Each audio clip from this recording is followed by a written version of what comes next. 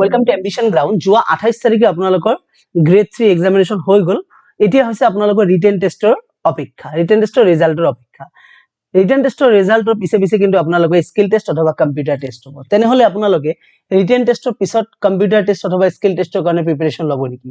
একেবাৰে ভুল হ'ব কিন্তু, কাৰণ 1:2 হিচাপত আপোনালোকক মাতা হ'ব। এজন মানে এটা ভেকেঞ্চিৰ এগেইনষ্টত দুজন কেণ্ডিডেটক মাতা হ'ব কম্পিউটাৰ টেষ্ট অথবা স্কিল টেষ্টত।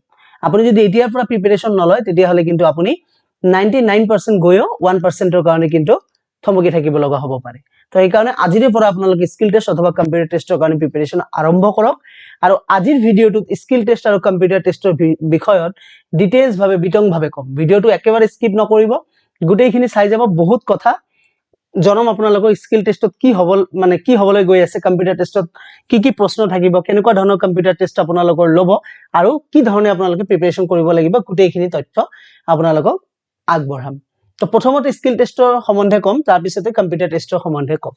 তাৰে আগত কৈ লওঁ যে DHSৰ পৰীক্ষা অহা দুৰ্গা পূজাৰ পিছতে হ'ব বুলি CM ছাৰে কৈছে। তো সেই মৰ্মে আমি DHSৰ সম্পূৰ্ণ প্ৰিপাৰেশ্যন আমাৰ চেনেলত অহাকালিৰ পৰা, মই কৈছিলোঁ আপোনালোকে 1 ছেপ্টেম্বৰৰ পৰা প্ৰিপাৰেশ্যন কৰাম। তো তাৰে কাৰণে আপোনালোকে আমাৰ চেনেলত থাকিব, আৰু নতুন থাকিলে চেনেলটো ছাবস্ক্ৰাইব কৰি লগত থকা বেল আইকনটো প্ৰেছ কৰি ৰাখিব। এতিয়া ভিডিঅ'টো মূল কথালৈ যাওঁ, যে বহুতে আপোনালোকক কিন্তু নেগেটিভ কৰি আছে যে কাট অফ 160ৰ ওপৰত যাব, কাট অফ 150ৰ ওপৰত যাব। তো এইবোৰত আপোনালোকে নেগেটিভ নহ'ব, কাট অফ ইমান নাযায়। মই মোৰ এক্সপিৰিয়েঞ্চৰ পৰা কৈ আছোঁ, কাৰণ মই নিজেও বহুত এক্সাম দি পাইছোঁ। মই মোৰ নিজৰ এক্সপিৰিয়েঞ্চৰ পৰা কৈছোঁ ইমান কাট অফ কেতিয়াও যাব নোৱাৰে। কাৰণ মই যেতিয়া বেংকিঙৰ প্ৰিপাৰেশ্যন কৰি আছিলোঁ তেতিয়া মই দেখিছিলোঁ যে কেতিয়াও ইমান কাট অফ যাব নোৱাৰে। কাৰণ বেংকিঙত মই যেতিয়া 2016ত প্ৰিপাৰেশ্যন কৰিলোঁ তেতিয়া মই দেখিছিলোঁ যে যেতিয়া ভেকেঞ্চি বেছি থাকে তেতিয়া ডেফিনেটলি কাট অফ কম যায়। এতিয়া আপুনি বেংকিঙত চাব, বেংকিঙত কিন্তু কম্পিটিশ্যন কম বুলি কেতিয়া নাভাবিব, বহুত হাই কম্পিটিশ্যন হয়। তাতেও দেখা যায় ভেকেঞ্চি যিমান ডিক্ৰিজ হয় সিমান কিন্তু আপোনাৰ কাট অফ কিন্তু ইনক্ৰিজ হয়, আৰু ভেকেঞ্চি যেতিয়া মানে ইনক্ৰিজ হ'ব তেতিয়া কাট অফ কিন্তু ডিক্ৰিজ হয়। তো সেইবোৰ কথা। আৰু বহুতে এনেকুৱা নেগেটিভ কৰি আছে আপোনালোকক যে বিভিন্ন ধৰণৰ মানে প্ৰব্লেমছ হ'ব পাৰে, কাৰাপশ্যনৰ কথা বহুতে আলোচনা কৰি আছে।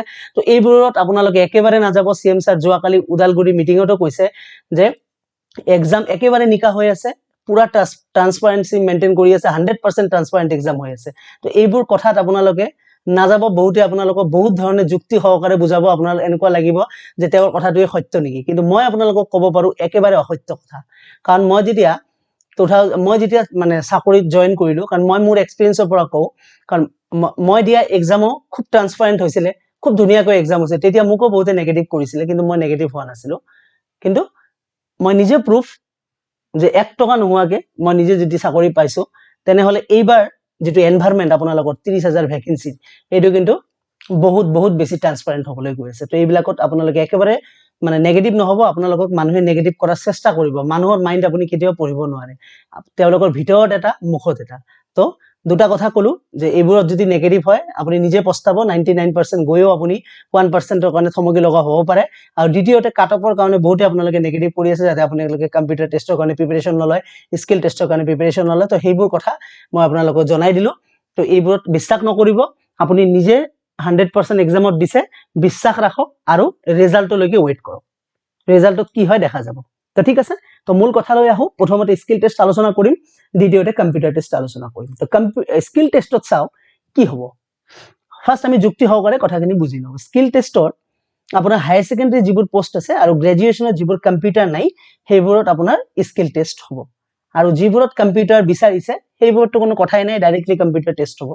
এতিয়া আমি চাই লওঁ যে গ্ৰেজুৱেশ্যনত কম্পিউটাৰ নথকা পোষ্টবোৰ কি আছে। জুনিয়ৰ ইনস্পেক্টৰ আছে, মেট্ৰন আছে, সাব ইন্সপেক্টৰ আছে, জুনিয়ৰ ইন্সপেক্টৰ, অডিটৰ আছে, সুপাৰভাইজাৰ, এছিষ্টেণ্ট কমাৰ্চিয়েল অফিচাৰ। আৰু হায়াৰ ছেকেণ্ডাৰী পোষ্টবোৰ যদি লক্ষ্য কৰে আপোনালোকে চাওক, soil conservation, field worker, barman, computer operator, enforcement checker, গ্ৰাম সেৱক, investigator, foreman, section assistant, sectional assistant, ঠিক আছে, তেনেকুৱা ধৰণৰ পোষ্টবোৰ আছে। তো এটা বস্তু মই আপোনালোকক দেখাব বিচাৰিছোঁ, চাওক, এইটো হৈছে 2020ৰ ভেকেঞ্চি। 2020ত এটা ভেকেঞ্চি উলিয়াইছিলে। ভেকেঞ্চিটোত আপোনালোকে লক্ষ্য কৰিব এটা পোষ্ট আছে ইয়াতে, এনফোৰ্সমেন্ট চেকাৰ বুলি। আৰু এইবাৰত যিটো ভেকেঞ্চি ইয়াতেও চাওক আপোনালোকে হায়াৰ ছেকেণ্ডাৰী পোষ্টত গৈ এনফোৰ্সমেন্ট চেকাৰ বুলি আছে, 11 নম্বৰ পোষ্টটো এনফোৰ্সমেন্ট চেকাৰ।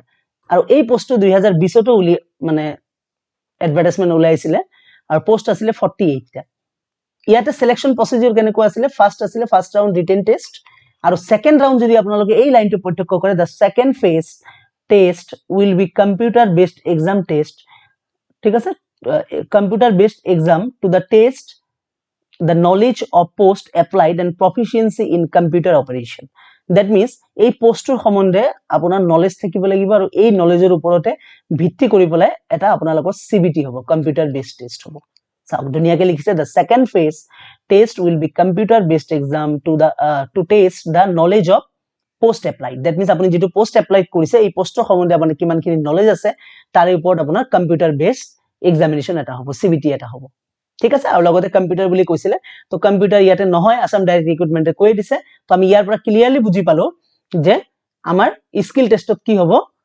আপোনাৰ পোষ্টটো সম্বন্ধে নলেজ আছে নে নাই সেই কাৰণে আমাৰ কি পোষ্ট আছে প্ৰত্যেকটো পোষ্ট সম্বন্ধে কিন্তু আমাৰ অলপ নলেজ লৈ যাব লাগিব কাৰণ এইবোৰৰ ওপৰতে হয়তো CBT দিব পাৰে এতিয়া কোনো অফিচিয়াল কথা নহয় ঠিক আছে এইবোৰ মই মোৰ এক্সপেৰিয়েন্স আৰু মানে ডেটা কালেকশনৰ ওপৰত ভিত্তি কৰি পেলাই আপোনালোকক কলো দ্বিতীয়তে এনেকুৱা হ'ব পাৰে সাইকোমেট্ৰিক টেষ্টও দি দিব পাৰে তো আপোনালোকে এটা কাম কৰক স্কিল টেষ্ট যিহেতু আছে হায়াৰ সেকেন্ডাৰীত এপ্লাই কৰিছিলে তেখেতসকলে পোষ্ট কেইটা সম্বন্ধে ধুনিয়াকৈ নলেজ লৈ লওক যে কোনটো পোষ্ট কি আছে এই পোষ্ট সম্বন্ধে নলেজৰ ওপৰত যদি CBT হয় আপোনালোকে আৰামত ক্ৰেক কৰিব পাৰিব আৰু দ্বিতীয়তে সাইকোমেট্ৰিক টেষ্টৰ ওপৰত আপোনালোকে অকমান পঢ়ি যাব কাৰণ ইয়াৰ বাহিৰেতো আপোনালোকৰ হ'ব নোৱাৰে যেনেকৈ ফৰমেন আছে ফৰমেনৰ ইয়াত আগত ভ্যাকেন্সি ওলাইছিলে তাতে কিন্তু সেকেন্ড ৰাউণ্ডৰ কথা কোৱা নাছিল অনলি ৰিটেন টেষ্টৰ কথা কৈছিলে তো এইবাৰ যদিও স্কিল টেষ্টৰ কথা কৈছে হয়তো ফৰমেন পোষ্ট সম্বন্ধে খুদি দিব পাৰে বা সাইকোমেট্ৰিক টেষ্ট হ'ব পাৰে বুজি পাইছে এইটোৱে স্কিল টেষ্ট তো এটি অফিচিয়াল নোটিস আহাৰ লগে লগে আমি ইনফৰ্ম কৰি দিম আপোনালোকক আমাৰ চেনেলতে বৰ্তমান আপোনালোকে প্ৰি প্ৰিপাৰেচনৰ কাৰণে এখিনি কৰি থাকক ঠিক আছে এখিনি বুজি পালে কথা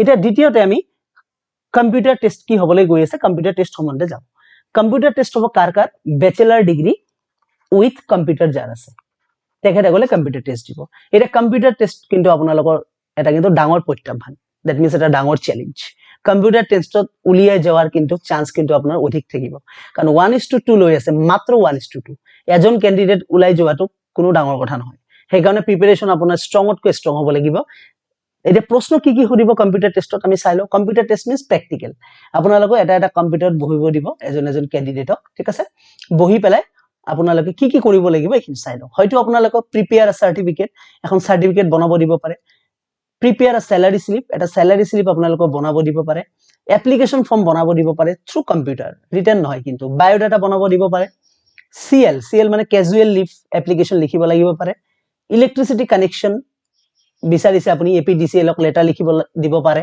spelling correction that means spelling ভুল কৈ দিয়া থাকিব কম্পিউটাৰত আপোনালোকে এখিনি এৰেজ কৰি ঠিক কৰিব লাগিব পাৰে এই কেটা হৈছে আপোনালোকৰ কম্পিউটাৰ টেষ্টৰ কোৱেশ্চন প্যাটাৰ্ন ঠিক আছে কিন্তু প্ৰিপেয়াৰ সাৰ্টিফিকেট বা প্ৰিপেয়াৰ স্যালাৰি স্লিপ যেটা স্যালাৰি স্লিপ আপোনালোকে বনাব দিব তেটা ইনস্ট্ৰাকশন দি দিব যে লেটাৰটো বোল্ড কৰক বা লেটাৰটো ইটালিক কৰক বুজি পাইছে বা এটো মিডিলত লৈ যাওক ঠিক আছে ইমানখিনি গ্যাপ দিয়ক লেটাৰৰ সাইজটো ইমান কৰক বুজি পাইছে তো তেনেকুৱা ইনস্ট্ৰাকশন বিলাক দি থাকিব মানে ফাৰ্স্ট কোৱেশ্চন দিব প্ৰিপেয়াৰ স্যালাৰি স্লিপ তাৰ তলত পাঁচটা মান ইনস্ট্ৰাকশন দিব সেই ইনস্ট্ৰাকশন ব্যৱহাৰ কৰি আপোনাৰ স্যালাৰি স্লিপটো বনাব লাগিব তাৰে কাৰণে আপোনালোকে শিকিব লাগিব এই তিনটা মেইন বস্তু MS Word গোটেইখিনি শিকি যাব লাগিব মানে গোটেই পয়েন্ট খিনি MS Word মানে অনলি আপুনি টাইপিং তো শিকিলে এইখিনি নহব কিন্তু ইচ এন্ড এভৰিথিং ইয়াৰ ওপৰত যি বুজি পাইছে টুলবাৰত থকা যিমান আছে এভৰিথিং কম্পিউটাৰ গোটেইখিনি শিকিব লাগিব এক্সেল সম্বন্ধে গোটেই শিকিব লাগিব এক্সেলৰ ফৰ্মুলা আপোনালোক বনাব দিব পাৰে কৈ দিব ইনস্ট্ৰাকশন দিব যে এই ফৰ্মুলা ব্যৱহাৰ কৰি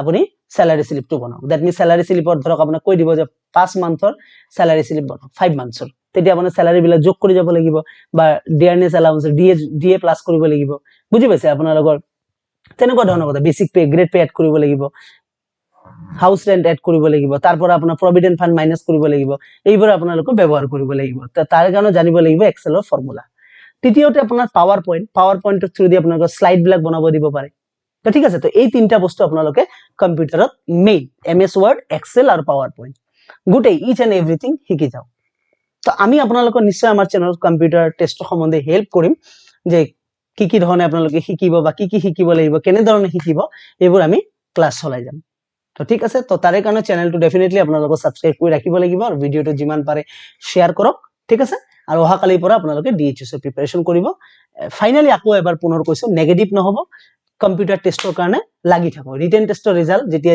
দিয়ক আপোনাৰ নিজৰ প্ৰিপাৰেচন খিনি ষ্ট্ৰং কৰি ৰাখক ঠিক আছে পুনৰ এবাৰ সকলোকে ধন্যবাদ জনাই আজিৰ ভিডিঅ'টো ইয়াতে সামৰিছো থেংক ইউ